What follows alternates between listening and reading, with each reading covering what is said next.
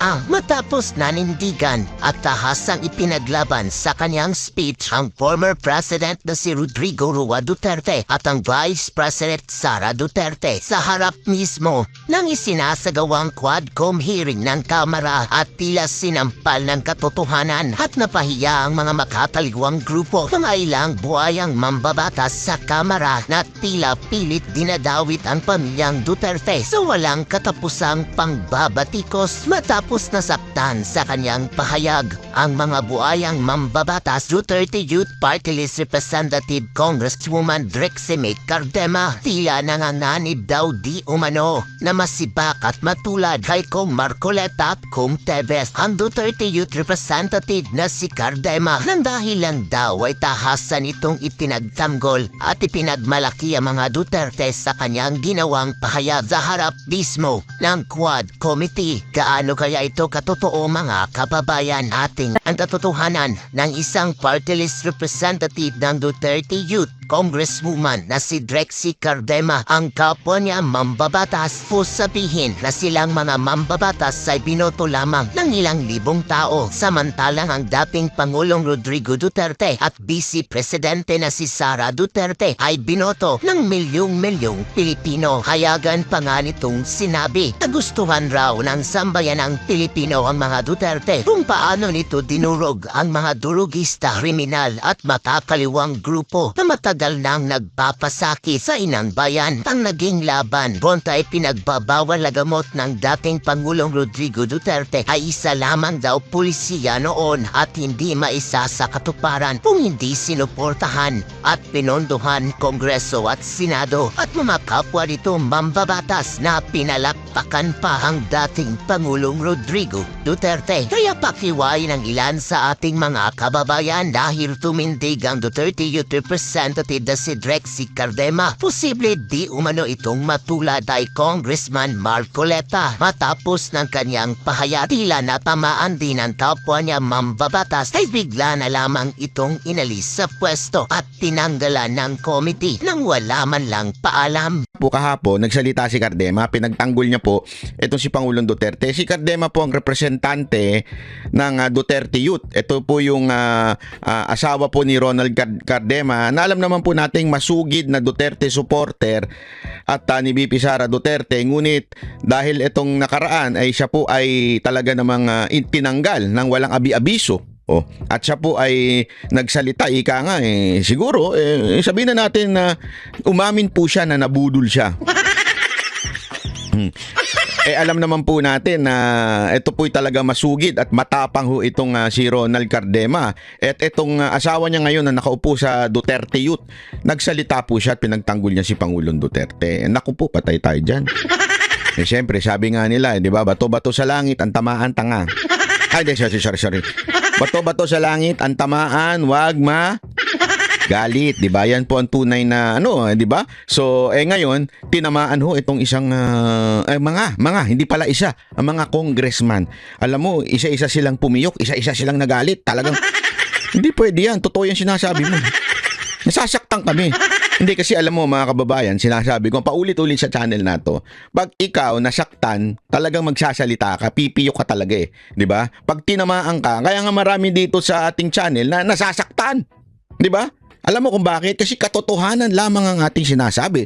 At ang katotohanan, pag yan nadinig mo, masakit yan. Tama, mali? Pag ang katotohanan nadinig mo yan, talagang tumatago sa puso yan. Pero kung hindi naman totoo, di ba? Halimbawa, sinasabi nila sa akin, Banat Bay, ang pangit mo. Hindi ako nasaktan. So, ibig sabihin, hindi totoo yun, di ba? Pag nasaktan ako, sinabi ko, hindi ako pangit, ha? Cute lang. Hindi, di ba? Kaya pag sinabing ikaw ay may sinabihan ka tapos bigla nasaktan siya, alam na this. Di ba? Alam na ho natin ibig sabihin yan. Kaya nga po mga kababayan, ito. Ang nangyari, balita ko ha. Tete Besen daw siya. Naku, patay tayo doon. Ano ibig sabihin ng tetebesin? Ibig sabihin po ng tetebesin, alam niyo naman po ginawa kay Tebes, 'di ba? Alam niyo naman ginawa doon, talagang ginawa ng istorya, pagkatapos alam mo 'yon, as in pinalabas na terorista hanggang sa i-ethics na. Kasi nga po, 'di ba kinikwento ko nga sa inyo, na ang ginawa doon kay Tebes noon, dahil po alam naman natin na malaking financier sa Mindanao at malakas ang hatak hindi, alam mo 'yon, si Tebes, aminin na natin, malakas ang hatak niya, maraming negosyo yan dyan sa Mindanao. Kaya naman po, nung hindi siya sumuporta doon sa, alam mo na, syempre, doon sa nakaupo, ayun, kailangan siyang matanggal sa kinauupuan niya. Ganyan po ang ginawa dito, gagawin daw. Yan. Gagawin daw dito kay Cardema. Naku po. Ang sama na talaga ng ating bayan, ano? Pagka ikaw ay kumontra sa script nila, kasi nga naman to si Cardema, bakit hindi mo kasi sinunod yung script? May script sila na idiin si Duterte, mamamatay tao si Duterte, na walang pakialam si Duterte. Bakit mo kasi naman hindi sinunod? Kaya yan, sabi nila, di umano narinig ko, talagang gagawa ng istorya at sisibakin itong si Cardema. Naku po, patay tayo dyan. O ano ba kasi sinabi ni Cardema? Ito po kasi si Cardema, antindi na sinabi niya, pinagtanggol niya si Pangulong Duterte. At eto namang mga nainis, di ba? Wala naman pong tinutukoy si Cardema doon na masamang tao, wala naman siyang dinirek, o kung hindi yung mga, alam mo na, yung mga NPA, galit siya doon Pero wala naman po siyang tinukoy doon sa mismong mga chairman doon, pero lahat po sila pumiyok. Yan, pumiyok ko pakinggan natin This is a manifestation. Yes, Okay. Chair. Please proceed. Tayo ditong mga kinatawan ay ibinoto lamang ng ilang libong Pilipino. Ngunit, kasama natin ngayon ang Pangulong Duterte, ang most voted Philippine leader ng 2016. Sabi nga niya simpleng-simple yun Pero doon pala nasakta na kagad yung mga animal na yan sabi. So para mo sinasabi, ilan lang ang boto namin, 200 lang. Kay Duterte, 16 million. Di ba kasi, yan ang sinasabi. Yung isa pa dyan, nagyabang, di ba? Yabang. Ilan ang pinaboto kong mga baptis. Mga baptis kami, ilan na ang bumoto kay Duterte. Kayo mga vlogger, wala naman kayo nadalang boto kay Duterte. Ito talagang feeling may sayad na to. Hindi itong may sayad na ito. Feeling niya talaga siya nagpanalo. Una-una, yung mga bumoto mga baptist, sabi nga ng mga baptist, wag mo kalagkarin ng pangalan ng baptist, sinisiraan mo Hindi, alam mo, sa totoo lang etong bishop nito, ito ang nakakasira sa pangalan ng protestante. Alam mo kung bakit? Kasi wag mo nang kaladkarin dyan sa politika mo. Kung bumoto ang tao kay Duterte, desisyon nila yun. Wala namang hindi naman black voting ang mga protestant Hindi yung mga Christian na full gospel, hindi naman po sila black voting Magmalaki ka kung katulad ka ng iglesia. Hindi, halimbawa, iglesia ni Cristo, magmalaki. Halimbawa, pero hindi nila gawain yun Mas humble sila kaysa dito kay ito kasing bishop na to. May bit-bit na Biblia, hindi naman nilalagay sa buhay. Hindi, number 1, alam nyo ba? Number 1 na kategorya ng isang talagang tagapagsalita o mensahero ng ating Panginoon ay yung humility. Wala sa kanya yun Ang layo talaga Hindi totoo pa. Hindi ko again, hindi po ako iglesia hindi rin po ako kung ano mga kaanib ng iba dyan. Okay, pero gayon pa man, itong iglesia pa nga hindi siya nagmamalaki. Kami nagpanalo sa'yo. Which is mas marami naman siguro do sa mga nilalangaw niyang iglesia. Kasi totoo to, yung nilalangaw kasi yung iglesia nito ni Bishop Puntahan niyo yung channel niya, tingnan niyo kung ilan ang membro. Sa totoo lang, baka nga yung iba hindi pa nakikinig sa iyo Baka mamaya yung iba diyan hindi ka sinunod Kaya nga sana wag na humayabang, di ba? Ito na nga yung sinasabi ni Cardema dito na 16 million Pinakamadami to noon di ba? Kaya sana wag po tayong bastos ika nga. At ang kanyang anak, Vice President Sara Duterte, ang most voted Philippine leader naman ngayong 2022. I would like to manifest na gusto ng sambayanang Pilipino ang pagdurog niya sa mga kriminal, durugista at NPA na terorista. Correct? Kaya sila ibinoto. Anong masama doon? Hindi, kasi galit na galit mamaya yung mga congressman. Ano masama sa sinabi niya? Talaga naman gusto siya ng taong bayan eh. Kahit balibaligtarin mo istorya, kahit aminin niya mamamatay tao siya. Gusto ng mga Pilipino mamamatay tao ng kriminal. Totoo naman. Kasi yung mga sinasabi niyong justice lahat may pag-asa habang ano. Kasi you're not there. That's the problem with you, congressman. Nandun lang kayo sa kubul ninyo, puno ng security. You're not there in the ground. Si Duterte, mayor for how many years? Prosecutor. Alam mo ibig sabihin ng prosecutor? Piskal, ika nga. Yan ang unang-unang nilalapitan, di ba, pulis. After imbestigahan ng pulis, isasampa sa piskal. So itong mga piskal, alam ho nila ang lahat ng krimen, katarantaduhan sa ground. Kayong mga congressman, wala po kayong alam. Ang alam lang ninyo, mamasyal. Ang alam lang ninyo, mag-KTV, mambabae. Ang alam lang ninyo, tumira sa kubul ninyo habang binabantayan kayo, hiniheli kayo ng mga security nyo. Karamihan sa inyo, bulletproof pa. So, ibig sabihin mga kababayan, wala kayong alam in terms of criminality. You do not understand that we Filipinos, we want a leader who is hard to criminals so that he would protect us, protect our family. Yung problema sa inyo, puro kayo, gagalit nyo ako eh. At patuloy na mahal ng mga Pilipino. Tama. Kaya gusto natin ng patas na hearing.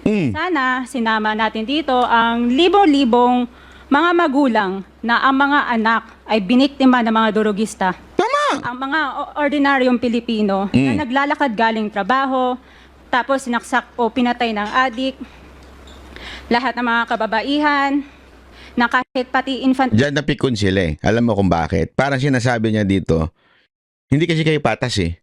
Ang dinala nyo dito, yung hindi ko sinasabi na justifiable, ika nga. Pero yung dinala nyo dito, ito yung mga masasabi nating nadamay, okay? Sa war on drugs. Is it good? Hindi. Ibig bang sabihin justifiable? Hindi. But, tiningnan mo lang yung small percentage ng somehow medyo flaws o pagkakamali o sabi nga mintis, ika nga. Hindi natin nililiit yun. Pero ang punto dito, ang liit lamang po nung percentage na yon compare sa nagawa ng war on drugs. Ilang milyon ha, mga kababayan, milyon ang sumuko. Imaginein mo bawat milyon na yon, bawat tao na yon, tandaan ninyo pag-addict, nang mimerwisyo yan sa community. Pag-addict, namimerwisyo yan doon sa kanila mga pamilya. So, ibig sabihin po, ang dami hong quote-unquote naligtas. Di ba? Naligtas dahil sa war on drugs. Maraming buhay ang hindi namatay dahil sa war on drugs. Ang tinitingnan nyo lang yung casualty. Yun yung sinasabi ho dito ni ma'am. Babae ay ginahasa na ng adik. Libo-libo rin ang kanilang mga magulang at mahal sa buhay na wala dito ngayon. Awang-awa ang mga Pilipino sa mga inuseteng pamilyang na ito, kaya niluklok ng bansa ang Pangulong Duterte. Correct. Ang drug war ng Pangulo ay policy lamang. Hindi ito natupad kung hindi ito pinondahon ng Kongreso ng 6 na taon. Tama. Majority pa nga dito sa mga kinatawan ay naka-Duterte fist pa nung buong. Ate naman kasi. Ate naman eh. Ba't mo pa sinabi yan? Pambira ka. Di ba? Karamihan pa nga dito, nakaganyan pa noon eh. No? Di ba? Nagpa-picture pa kayo. O ganyan pa kayo eh. Hindi, kasi nga naman, sumisip-sip po sila, di ba? Siyempre, sumisip-sip sila kay Duterte. O, picture tayo, peace. Tapos, ipopost nila. Kasi alam naman natin noon, na talaga namang, imaginein mo this is a phenomenal president. From nothing, no support, tapos hindi ho incumbent, ibig sabihin, hindi ho, tandaan natin, ang ano nun, si Mar Rojas di ba? Hawak ni Pinoy yan eh. From somewhere, from Mindanao, biglang may sumulpot na Duterte. At biglang nanalo, ang layo ng agwat. Bakit kanyo? Ibig lamang po sabihin nun, the people has spoken. Duterte malakas. Talagang si Duterte gusto ng tao. Yung pamamahala niya, kasi hindi naman niya tinago yan eh. Paulit-ulit niya sinasabi before the election, papatayin ko kayo, huwag kayong pumasok diyan, papatayin ko kayo. Paulit-ulit niya sinabi yan. And yet people voted for him. It is because yun ang gusto ng taong bayan. 'Di ba? Kaya nga kayo, bigla kayong sumipsip at sabi nga nito, nag-Duterte peace pa kayo nun kasi nga alam yung gusto ng taong bayan, si Pangulong Duterte. Until now, kita nyo nga, pinapanood ko kanina yung pagpasok ni Pangulong Duterte, pinagkakaguluhan lagi eh. Alam mo yun, saka nakakita ng Pangulo, yun nga nakaupo ngayon, hindi nga pinagkakaguluhan eh. Eto, hindi na nakaupo, pinagkakaguluhan kahit saan siya magpunta. Kasi nga gusto ng tao. Oh, kayo naman, dahil greedy kayo na politician, hindi nyo kinampihan nung una, nung naging presidente, lahat kayo, papis-pis na dyan, pisti kayo. 6 na taon eh. Ang Duterte Youth Party List po ay patuloy na naninindigan sa Pangulong Rodrigo Duterte at pangalawang Pangulo, Sara Duterte, na naglingkod ng maayos, dumurog sa mga durugista, kriminal at NPA na terorista para proteksyonan ang milyon-milyong Pilipino. Bakit wala nag-iimbestiga dito o nag-iimbita sa atin sa sobrang raming Pilipino na biniktima ng mga durugista? And lastly, sa mga kongresista na kaalyado ng mga NPA, Nako! mahiya naman tayo, no? Yeah.